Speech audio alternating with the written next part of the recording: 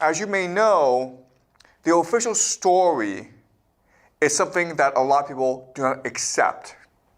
Okay, so we're going to look at the official story, and then we'll see some of the issues with the official story. So first, I want to show you some videos.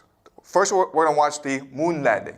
So in 1969, July 20th, they shoot 3 men into space, Buzz Aldrin, Michael Collins, Neil Armstrong. Neil Armstrong becomes the first man in the world to walk on the moon. Okay, and this is his journey. All right, so let's watch it together.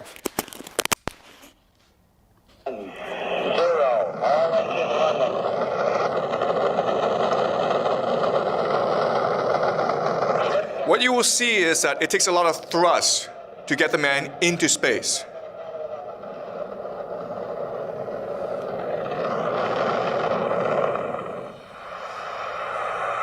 20 feet down, 2.5. Picking up some dust. 30 feet, 2.5 down. Big shadow. 4 forward. 4 forward. Drift into the right a little. This is considered the greatest achievement in human history. It took years and years of hard work involving 400,000 people all working for NASA to accomplish this perfect landing on the moon. Blue, we're breathing again. Thanks a lot. Okay, Neil, we can see you coming down the ladder now. I'm at the foot of the ladder. The 11-foot beds are only... What is amazing is that this is being broadcast live from the moon back to NASA. So their technology back then is far superior to our technology today. 12 steps per man. 1 diaphragm per man. Tony, this is so great you can't believe it. I believe it, Charlie. It's raining, Johnny. Look at it go, would you, Charlie? You got all your steering against the rain. Oh, this is going to be some kind of different ride.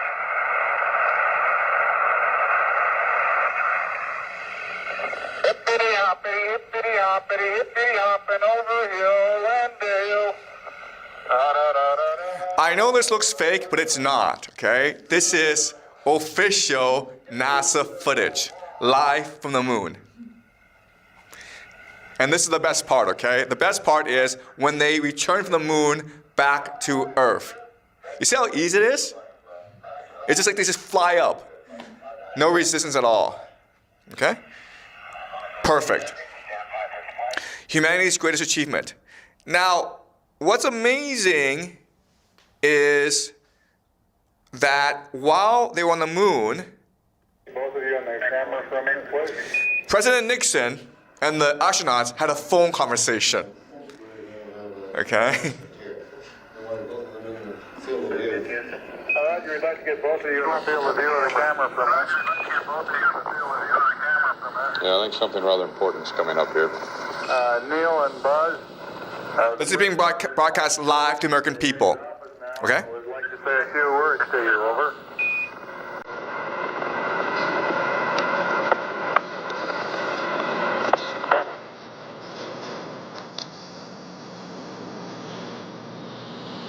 Hello, Neil and Buzz. I'm talking to you by telephone from the Oval Room of the Netherlands. And this certainly has to be the most historic telephone call ever made from the White House. I just can't tell you how proud we all are of what you have done. For every American, this has to be the proudest day of our lives. And for people all over the world, I am sure that they too join with Americans in recognizing what an immense feat this is. Because of what you have done, the heavens have become a part of man's world. Okay? The heavens have become part of man's world, right? Remember how last class we talked about how they wanted to bring the heavens down to earth. Okay, this is the idea of inversion. Okay? But do you see how amazing it is that they were able to have this seamless phone conversation? Okay? Okay. Now, they go to the moon, and you would think that they would come back, and they're heroes, right? Imagine if the school took you all on a trip to Mount Everest. You spend 6 months climbing the world's tallest mountain. You come back and you feel amazing, right? You feel on top of the world. You're ecstatic. You want the whole world to know about it. Well, they should be feeling the same thing, right? Okay, here's a press conference after the... I have two brief questions I'd like to ask, if I may. When you were carrying out that incredible moonwalk, did you find that the surface was equally firm anywhere, or were there harder and softer spots that you could detect? And secondly, when you looked up at the sky, could you actually see the stars and the solar corona in spite of the glare? We were never able to see stars from the lunar surface or on the daylight side of the moon by eye without looking through the optics. I don't recall during the period of time that we were photographing the solar corona what stars we could see. I don't remember seeing any. I don't remember seeing any stars. He doesn't remember anything, okay? Did you see how nervous they are? It's very strange. All right? And that's why, even today, there are a lot of people who do not believe the moon landing happened. Okay, so we'll go over the theories as to why later on.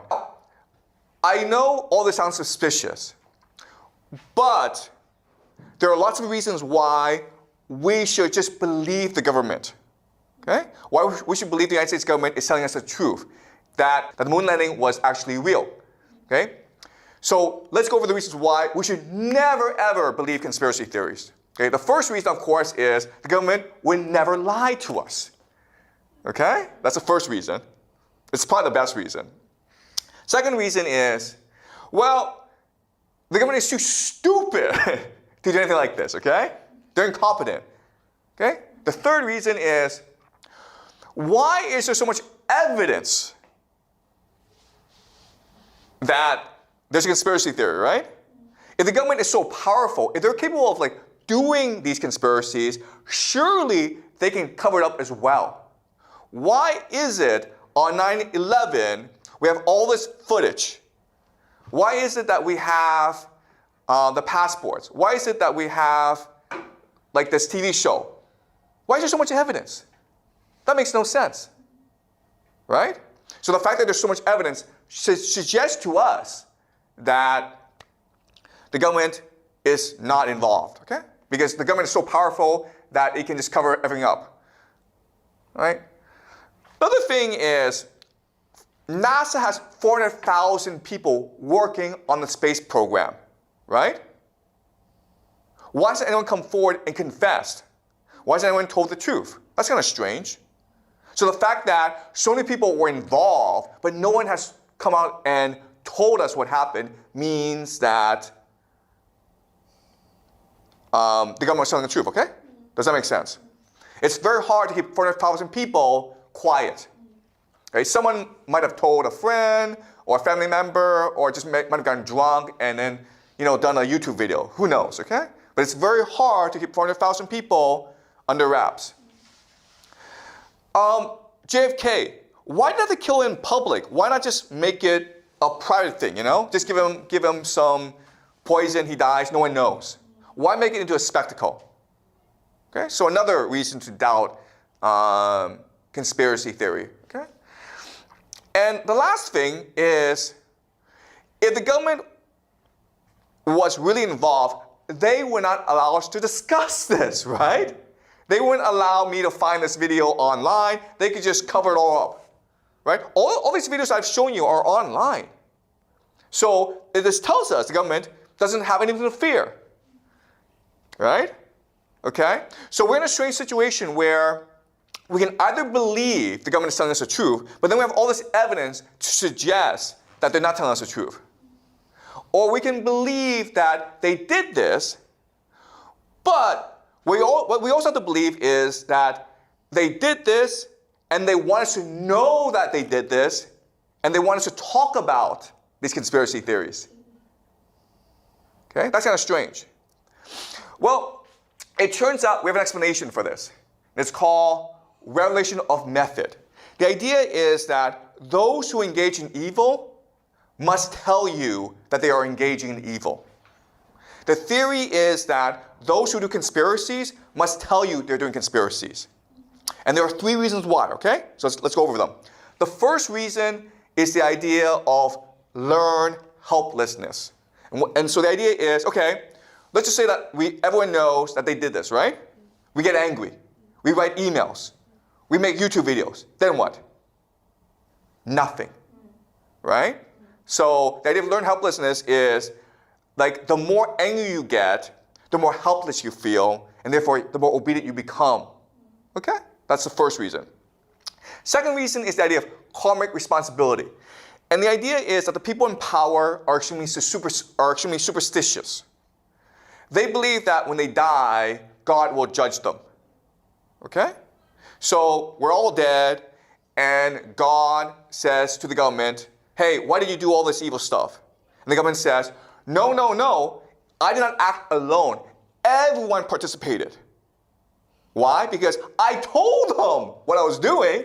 They didn't stop me. They didn't raise any concerns. They didn't protest. Therefore, they are complicit. Okay? So another way of saying this is, if you just look at 9/11, if you just look at the moon landing, if you just look at JFK, the evidence is so overwhelming that if you still believe the government, it's not because you are ignorant or stupid, it's because you are complicit. It's because you are involved. Therefore, you share the guilt.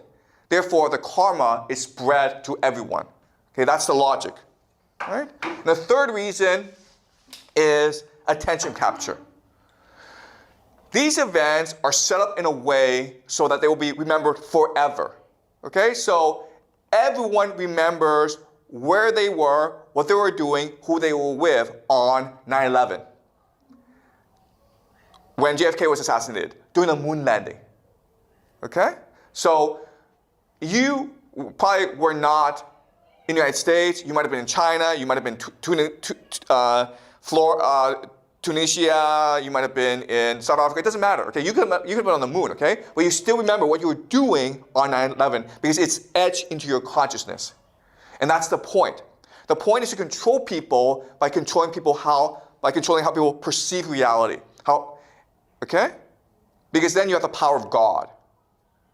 Okay? So these are the 3 major reasons why they will do this evil, but they will tell you they did this evil, and they want you to discuss and continue to discuss why they do this evil. Okay? So even today, people are still writing books about JFK. People are still writing books about the moon landing.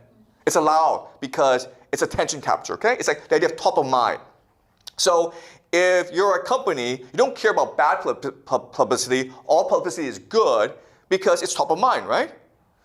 So if you are hungry and you want to go out for lunch, what's the first thing that you want to eat? It's the first thing that comes to mind, right? So maybe pizza or hamburger. Okay, that's the idea of branding. So that's what they're doing here. They're trying to control your reality through these events. Okay, does that make sense, guys? Okay, any questions? All right, now what I want to do is look at a question, okay? Let's look at certain questions. Why is this happening? The moon landing, okay? I'm not saying the moon landing was faked, but there's an argument that it is impossible for humans to leave something called the Van Allen belt, okay? The Van Allen belt is this electromagnetic field that protects us from cosmic radiation. So that the belts themselves have heavy radiation. So if you go into it, you die. But also if you leave the Van Allen belt, there's nothing to protect you from cosmic radiation, so you could die as well. So some scientists actually believe that it's impossible to leave Earth. Okay, we'll just die. I don't know how they were able to do this. And as you may know, right now, a lot of countries, America, China, are trying to get back to the moon. They're having a really hard time, okay? They're having a hard time because NASA lost all the technology, lost all the footage, lost all the data. Oops. Oh well. Okay. So how was NASA able to keep this secret? Well, guess what? A lot of their most important people were Freemasons. Okay? This is Buzz Aldrin, one of the 3 astronauts. He was a Freemason, okay? John Glenn, the first American to orbit the Earth was a Freemason, 33-degree Mason, okay? As was James Webb, one of the first NASA administrators. James Webb, Kenneth Klett. So these people are embedded throughout the bureaucracy. And because they're able to coordinate, they have complete control of the bureaucracy. Does that make sense? So it doesn't matter who's at the top. What matters is which bureaucrats are able to work together to achieve their vision. This is Werner von Braun. And he was one of the first NASA leaders. And he's a German. He was actually a Nazi who was brought over after World War II to help America build its space program. Okay? And he had a friend or a colleague named Carol Rosen. And we don't know if this is true. Okay? But what Carol Rosen tells us is that when von Braun died, he told us that America, the American government, was first and foremost concerned about spending money on space weapons, okay? And to do this, what America will do is continue to manufacture threats to justify all the spending on weaponry, okay? And then she lists the different threats. First, they will use Russians, okay? The Russians, we have to defeat the Russians in the space race. Then they'll be like, you know what? Terrorists, okay, 9/11. Then, third world countries, the crazies, like North Korea, okay? Iran. And then an asteroid. We need space weapons to protect the Earth from asteroids. And then the last thing is a fake alien invasion. Okay? Aliens. Okay, does that make sense? Okay. So we'll talk about this later towards the end of the semester about a fake alien invasion. Okay? That's part of the plan. And they've been seeding this for a long time. So I'll conclude by talking about different possibilities. You don't have to believe me, okay? In fact, there are, I think, 5 different possibilities as to what happened. Okay? The footage looks fake. So how to explain this? Well, the first explanation is it's real footage. And we just believe the government, okay? But we also need to believe that they lost all the footage, lost all the technology, lost all the data. Okay? That's possibility number 1. Just believe what the government tells you. Possibility number 2 is America went to the moon, but the astronauts discovered too many secrets on the moon. Like there are space aliens on the moon. They can't tell us, so they create this fake footage, okay? That's the second possibility. Third possibility is America went to the moon, but because of the lighting, because of the difficulty of filming, they couldn't actually take any footage. So they made it up to please the American people, okay? The fourth possibility is America went to the moon, but NASA decided to create this fake footage to fool the Soviets, right? Because if it's real footage, the first Soviets might be able to copy the technology, so we should just fake this thing and make fun of the Soviets, okay? Let's fool the Soviets. So the Soviets could not reverse engineer the success. Okay? That's also a possibility. Right? And the last possibility, of course, is America didn't go to the moon. And it's entirely your choice which possibility to believe, okay? I'm just proposing different possibilities out there. So how can we know the truth? Well, we can use game theory to logically deduce what happened. Okay, so let's use game theory. All right, so we know that NASA's Apollo program cost $26 billion between 1960 and 1973. That's almost $200 billion today. They spent all this money, they need to produce a result, right? This is almost like 4% of all government spending in America. That's a lot of money. Also, you don't know this, but by 1969, America was falling apart for 3 reasons. First of all, America was fighting this pointless and hopeless war called Vietnam. Tens of thousands of Americans were dying for no reason. Hundreds of thousands of young Americans were protesting in the streets. The American dream seemed to be dying, okay? That's the first problem. Second problem is that the Soviets were destroying the Americans in the space race. The Soviets were the first to send an animal to space, the first to send a man to space, the first to orbit the Earth, the first to walk in space, the first to send a lunar module to the moon. So it seemed as though communism was superior to capitalism. It seemed as though the Soviet system was better than the American system, okay? There's a real fear that the Soviets would get to the moon first, okay? And also the last thing is, remember, in 1963, JFK was killed. JFK was the prince, the king. So that put Americans in a very bad mood. But then later on, other prominent Americans like Robert F. Kennedy and Martin Luther King, they were all killed as well. So 1969, America was divided, was falling apart. People felt hopeless, right? So what this means is that if America sent a mission to the moon and all the astronauts died or they didn't get there, America would have been broken, okay? People would have been depressed.